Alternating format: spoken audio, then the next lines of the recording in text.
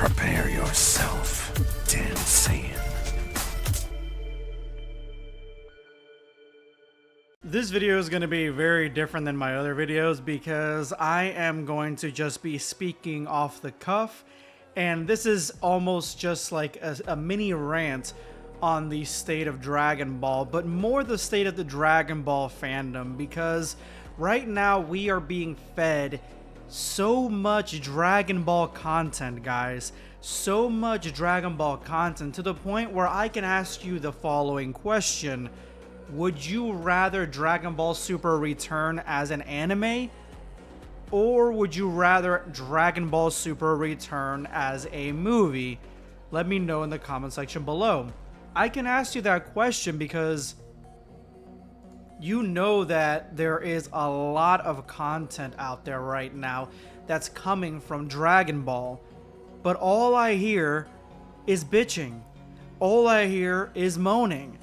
And I can understand wholeheartedly if it's complaining and bitching and criticism on legit issues, which is what I've done on this channel. I'm not one of those Dragon Ball YouTubers that tries to put paint over a dirty sock. There's plenty of those. I like to criticize things that need to be criticized, but at the exact same time, I understand when I'm wrong. I've apologized on this channel for being wrong several times. I've also given you guys my unfiltered opinion on a lot of stuff. A lot of stuff that would get other people, I wouldn't say canceled because that's not really a thing that I believe in. I don't think that's the thing that would happen, but I would say that a lot of hate if they were saying these things. And the reason I'm making this video is because of what just happened in the latest episode of Daima. And since that episode, all I've been seeing is Daima sucks, can't wait for it to be over. Dragon Ball Sparking Zero has fallen off hard.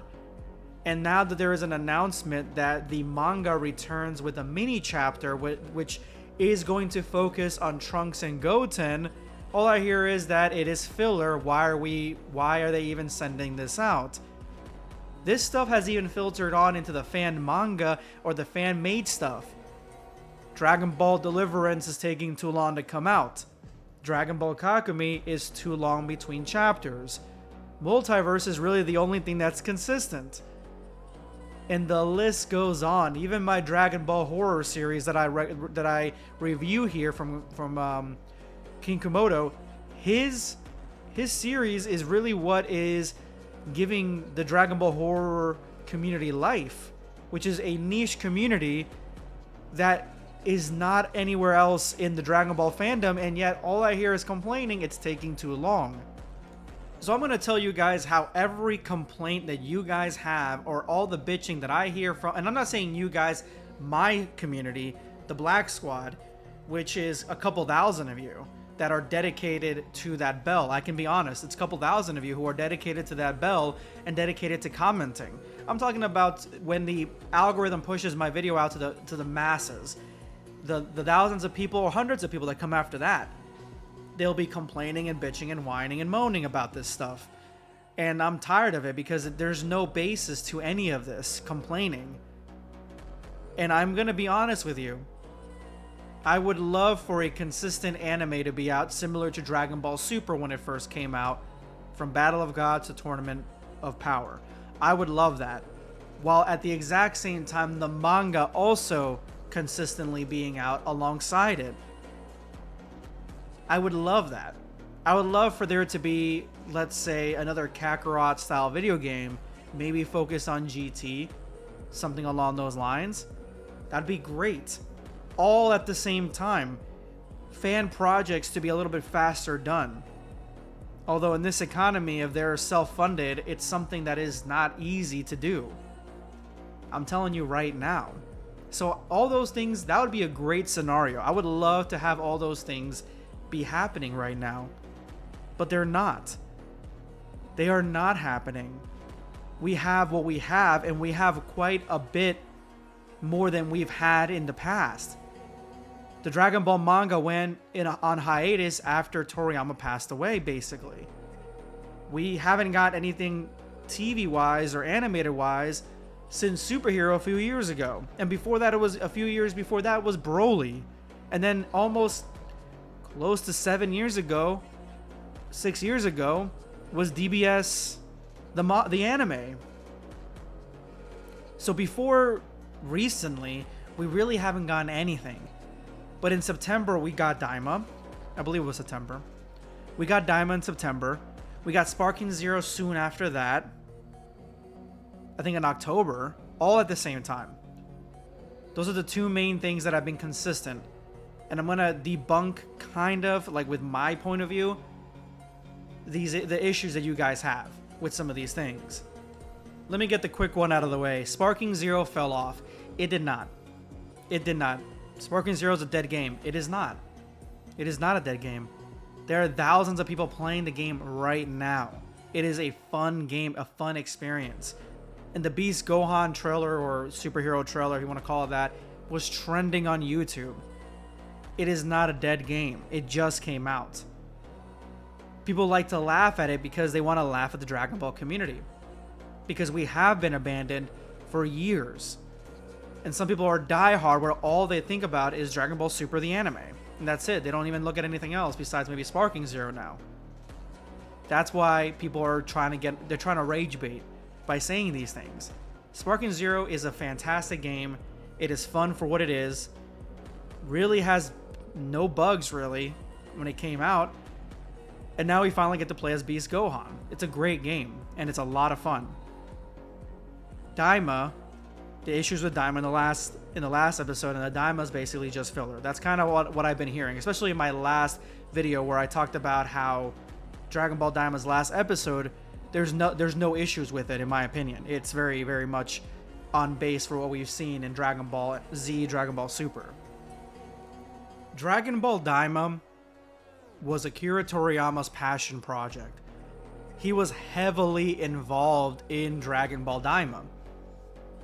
From the character designs to the story beats, things from the fandom, things from GT. He was heavily involved in Daima.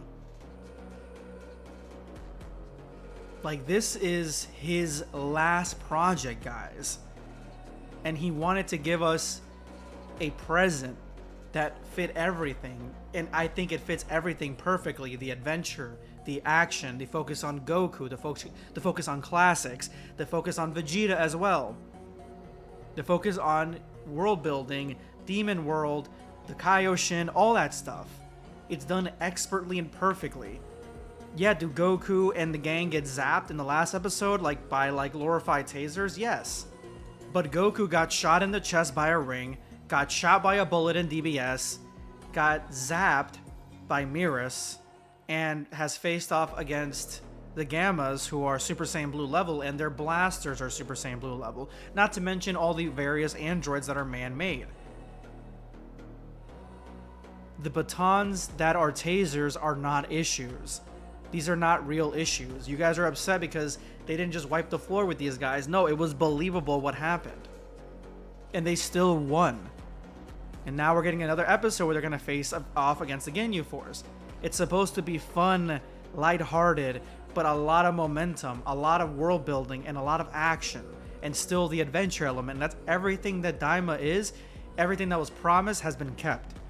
I absolutely love Daima, and this is coming from somebody who criticized the first 4 episodes to the point where I didn't watch 4 episodes after that until they were all out, and then I binge watched them because I was just not pulled in until I realized what Daima was.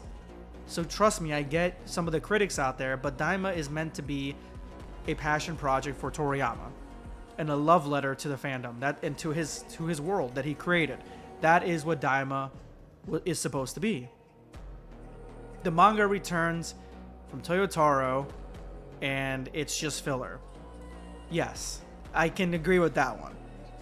It is just filler, trust me. Clean God and having Trunks and Goten be the main focus again, that's definitely filler territory. But it's going to be fun. It's going to be interesting. And it's the first time we're seeing Toyotaro come back without Akira Toriyama's help, at least from what we know. And so we can see where that story is going to be going, what's going to happen afterward. I see in the distance of 2025, we're going to be getting a great arc after this little mini arc. And Toyotaro needs all the time that he can get. Again, he just went through a critical loss like all of us, but his was closer. He had a closer loss. Akira Toriyama was somebody he was working with intimately. He's known for years. He's looked up to for decades. So cut him some slack. He's coming out with a manga chapter that is small, yes, but it is a lot, and I'm thankful for it. In the future of 2025, we've already been hinted at by Dragon Ball itself, by the creators, by the producers, that there is a new project coming out in 2025. Is it going to be released in 2025, or it's going to be hinted at or revealed or whatever? And so we are getting Dragon Ball. It's coming. It isn't coming as fast as you want it to. It's not mainly the things that you really, really want. I'm assuming the people who are complaining want DBS back, but it's coming slowly, and it's more than we've ever gotten, and there are real reasons why it is the way it is right now. So just give it a break, give it some slack, give it some love, and let it come out on its own pace. But let me know what you guys think in the comments. Subscribe for more content.